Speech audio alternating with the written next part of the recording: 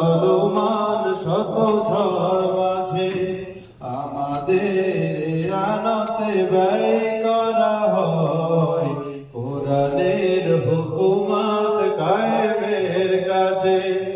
আমাদের